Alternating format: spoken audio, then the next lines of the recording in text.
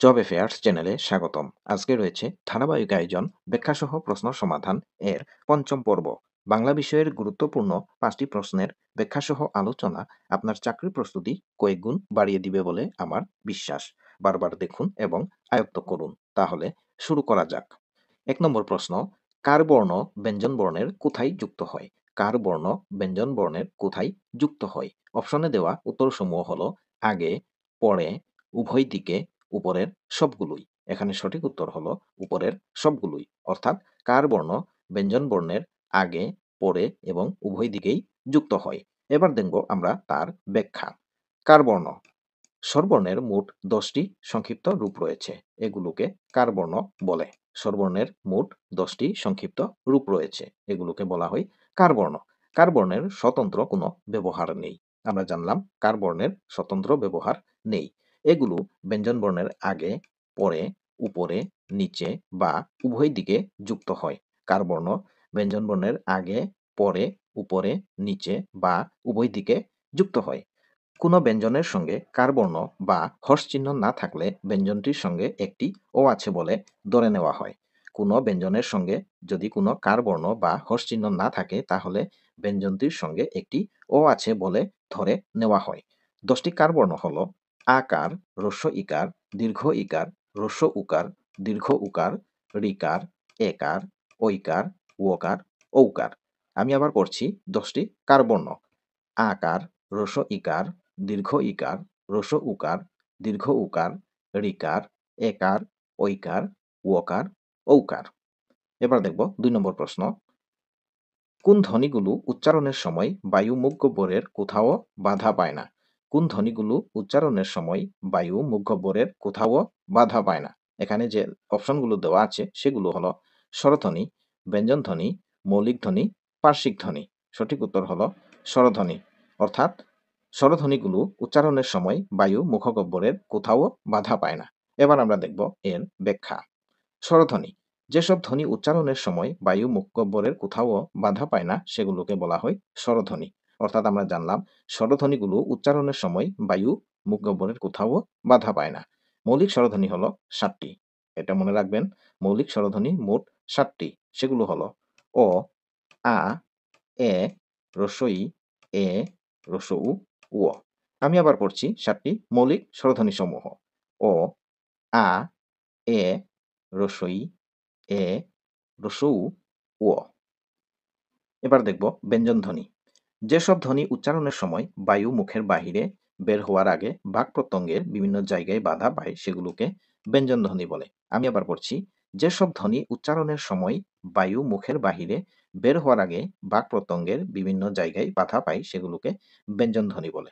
অর্থাৎ আমরা জানলাম স্বরধ্বনি যখন উচ্চারিত হয় তখন বায়ু মুখ গহ্বরের কোথাও বাধা পায় না। যেমন অ, আ। এখানে অ এবং আ এই 7টি স্বরধ্বনি উচ্চারণ করতে বায়ু গহ্বরের কোথাও এই ধ্বনিগুলো বাধা পায় না। আবার ব্যঞ্জন ধ্বনিগুলো যখন আমরা উচ্চারণ করি তখন ধ্বনিগুলো বাক প্রত্যঙ্গের বিভিন্ন জায়গায় বাধা পায়। মোট মৌলিক ব্যঞ্জন ধ্বনি হলো 30টি। আপনারা মনে রাখবেন মৌলিক ব্যঞ্জন ধ্বনি হলো 30টি। সেগুলো হলো ক, খ, গ, ঘ, উম। ক, খ, গ, ঘ, উম। এরপর রয়েছে চ, ছ, বর্গীয় জ, ঝ। চ, ছ, বর্গীয় জ, ঝ। এখানে এই লাইনে ইয় মিস আছে। ইয় মৌলিক ব্যঞ্জন ধ্বনি নয়। আবার দেখুন ট, ঠ, ড, ঢ। ট, ঠ, ড, ঢ। এই লাইনে মূর্ধন্য মিস আছে। অর্থাৎ মূর্ধন্য এখানে মৌলিক ব্যঞ্জন ধ্বনি নয়। ত, থ, দ, ধ, দন্ত ন। ত, থ, দ, ধ, দন্ত ন। এরপর রয়েছে প, ফ, ব, ভ, ম। প, ফ, ব, ভ, ম। এরপর রয়েছে র, ল, তালব্য শ। অর্থাৎ এখানে এই লাইনে অন্তঃস্থ জ বাদ রয়েছে। অর্থাৎ অন্তঃস্থ জ মৌলিক ব্যঞ্জন ধ্বনি নয়। অন্তঃস্থ জ এটি নাই। তারপর রয়েছে র, ল, তালব্য শ। এরপর আবার মূর্ধন্য ষ নাই। মূর্ধন্য ষ ও মৌলিক ব্যঞ্জন ধ্বনি নয়। এরপর রয়েছে দন্ত স, হ, ডই শূন্য র, ঢই শূন্য র। দন্ত স, হ, ডই শূন্য র, ঢই শূন্য র। অর্থাৎ এখানে যে 30টি ধ্বনি দেওয়া আছে সেগুলো হলো মৌলিক ব্যঞ্জন ধ্বনি। এবার দেখব আমরা 3 নম্বর প্রশ্ন। কোন কালে অনুজ্ঞা হয় না? কোন কালে অনুজ্ঞা হয় না? অপশনে দেওয়া উত্তরসমূহ হলো বর্তমান কাল, অতীতকাল, ভবিষ্যৎকাল, সবগুলোই। এখানে সঠিক উত্তর হলো অতীতকাল, অর্থাৎ অতীতকালে অনুজ্ঞা হয় না। এবার আমরা দেখব তার ব্যাখ্যা। অতীতকাল এর ক্ষেত্রে অনুজ্ঞা হয় না, অতীতকালের ক্ষেত্রে অনুজ্ঞা হয় না। এরপর রয়েছে অনুজ্ঞা ভবিষ্যৎ। অনুজ্ঞা ভবিষ্যৎ যে ক্রিয়া দিয়ে ভবিষ্যৎকালের বক্তার আদেশ, অনুমতি, অনুরোধ, প্রার্থনা, আমন্ত্রণ, আশীর্বাদ, অভিশাপ, উপদেশ, উপেক্ষা ইত্যাদি প্রকাশ করা হয় তাকে অনুজ্ঞা ভবিষ্যৎ কাল বলে। আমি আবার পড়ছি, অনুজ্ঞা ভবিষ্যৎ কাল বলতে কি বোঝায়? যে ক্রিয়া দিয়ে ভবিষ্যৎকালের বক্তার আদেশ, অনুমতি, অনুরোধ, প্রার্থনা, আমন্ত্রণ, আশীর্বাদ, অভিশাপ, উপদেশ, উপেক্ষা ইত্যাদি প্রকাশ করা হয় তাদের অনুজ্ঞা ভবিষ্যৎ কাল বলে।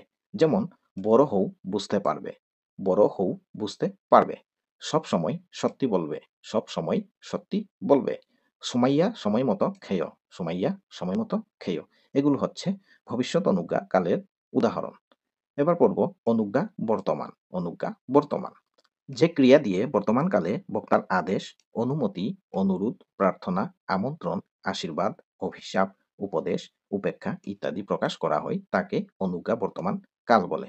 আমি আবার পড়ছি, অনুজ্ঞা বর্তমান কালের এর সংজ্ঞা এবং ব্যাখ্যা।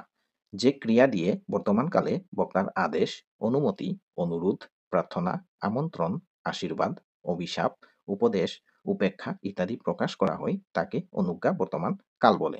যেমন তাড়াতাড়ি কাজটি করো, তাড়াতাড়ি কাজটি করো, সকলের মঙ্গল হোক, সকলের মঙ্গল হোক। এগুলো হচ্ছে অনুজ্ঞা বর্তমান কালের উদাহরণ। এবার দেখব 4 নম্বর প্রশ্ন, কোনটি অর্ধ সংবৃত স্বরধ্বনি? কোনটি অর্ধ সংবৃত স্বরধ্বনি? এখানে যে অপশনগুলো দেওয়া আছে সেগুলো হলো রসই, আ, ও, অ। এখানে সঠিক উত্তর হলো ও, অর্থাৎ ও হচ্ছে একটি অর্ধ সংবৃত স্বরধ্বনি। এবার আমরা দেখব এর ব্যাখ্যা। স্বরধ্বনি উচ্চারণের সময়ে ঠোঁট কতটুকু খোলা থাকে বা বন্ধ থাকে, অর্থাৎ কি পরিমাণ উন্মুক্ত হয় তার ভিত্তিতে স্বরধ্বনিকে 4 ভাগে বিভক্ত করা হয়েছে। যেমন সংবৃত স্বরধ্বনি। সংবৃত স্বরধ্বনির উদাহরণ হলো রসই, রসৌ, রসই, রসৌ। অর্ধ সংবৃত স্বরধ্বনি এর উদাহরণ সমূহ হলো এ, ও। এ, ও হলো অর্ধ সংবৃত স্বরধ্বনি। বিবৃত স্বরধ্বনি। বিবৃত স্বরধ্বনি হলো আ। আ হলো বিবৃত স্বরধ্বনি। অর্ধবিবৃত স্বরধ্বনি। অর্ধবিবৃত স্বরধ্বনির উদাহরণ হলো এ, ও।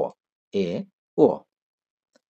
সংবৃত স্বরধ্বনি উচ্চারণের সময় ঠোঁট কম খুলে, আবার বিবৃত স্বরধ্বনি উচ্চারণের সময় ঠোঁট বেশি খুলে। যেমন সংবৃত স্বরধ্বনি রসই, রসৌ, রসই, রসৌ উচ্চারণের সময় ঠোঁট কম খোলা থাকে।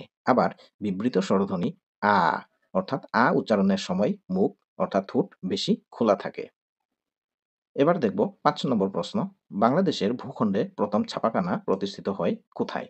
বাংলাদেশের ভূখণ্ডে প্রথম ছাপাখানা প্রতিষ্ঠিত হয় কোথায়? এখানে অপশনে দেওয়া উত্তরগুলো হলো কুষ্টিয়ায়, রংপুরে, ময়মনসিংহে, ঢাকায়। সঠিক উত্তর হলো রংপুরে, অর্থাৎ বাংলাদেশের ভূখণ্ডে প্রথম ছাপাখানা প্রতিষ্ঠা করা হয় রংপুরে। এবার দেখব এর ব্যাখ্যা। মুদ্রণ শিল্প।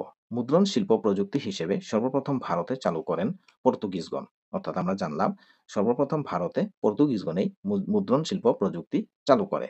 প্রথম মুদ্রণ যন্ত্র প্রতিষ্ঠিত হয় গোয়ায়, অর্থাৎ ভারতের গোয়ায় প্রথম মুদ্রণ যন্ত্র প্রতিষ্ঠিত হয়। ইস্ট ইন্ডিয়া কোম্পানির কর্মকর্তা উইলকিন্স 1778 খ্রিস্টাব্দে হুগলি জেলার চুচুড়ায় একটি ছাপাখানা স্থাপন করেন। অর্থাৎ আমরা জানলাম চার্লস উইলকিন্স, যিনি ছিলেন ইস্ট ইন্ডিয়া কোম্পানির একজন কর্মকর্তা, তিনি 1778 খ্রিস্টাব্দে হুগলি জেলার চুচুড়ায় একটি ছাপাখানা স্থাপন করেন। 1847 থেকে 48 সালে রংপুরে প্রথম ছাপাখানা বার্তাবহ যন্ত্র প্রতিষ্ঠা করা হয়। অর্থাৎ আমরা জানলাম বার্তাবহ যন্ত্র নামক একটি ছাপাখানা, যেটি ছিল প্রথম ছাপাখানা যা রংপুরে 1847 থেকে 48 সালে স্থাপন করা হয়। এটি বাংলাদেশের ভূখণ্ডের প্রথম ছাপাখানা। বার্তাবহ যন্ত্র এটি বাংলাদেশের ভূখণ্ডের প্রথম ছাপাখানা, যেটি স্থাপন করা হয় রংপুরে 1847 থেকে 1848 সালে। সর্বপ্রথম একজন ইংরেজ আলেকজান্ডার ফারবেক ঢাকায় ছাপাখানা স্থাপন করেন, যার নাম ছিল ঢাকা প্রেস। অর্থাৎ ঢাকায় স্থাপন করা প্রথম ছাপাখানা হলো ঢাকা প্রেস, যিনি স্থাপন করেন আলেকজান্ডার ফারবেক। এই ছাপাখানাটিতে অবশ্য বাংলা মুদ্রণের কোনো ব্যবস্থা ছিল না। এখান থেকে ঢাকা নিউজ নামে ইংরেজি সংবাদপত্র প্রকাশিত হতো। অর্থাৎ ঢাকা প্রেসে কিন্তু বাংলা মুদ্রণের কোনো ব্যবস্থা ছিল না। এখানে ইংরেজিতে লেখা ইংরেজি একটি সংবাদপত্র প্রকাশিত হতো, যার নাম ছিল ঢাকা নিউজ। 1807 সালে বাংলা প্রেস বা বাংলা যন্ত্র নামে ঢাকায় দ্বিতীয় ছাপাখানা প্রতিষ্ঠিত হয়। এই ছাপাখানাটি প্রথম দিকে শুধু বাংলা মুদ্রণের কাজ করত। তাহলে আজকে আমরা বাংলা গুরুত্বপূর্ণ 5টি প্রশ্নের ব্যাখ্যাসহ সমাধান জানতে পারলাম। জব অ্যাফেয়ার্স চ্যানেলের সাথে থাকার জন্য আপনাকে অসংখ্য ধন্যবাদ। বিসিএস ব্যাংক সহ সকল চাকরি নিয়োগ পরীক্ষা ও বিশ্ববিদ্যালয় ভর্তি প্রস্তুতির জন্য চ্যানেলটি সাবস্ক্রাইব করে রাখুন। ভালো থাকুন।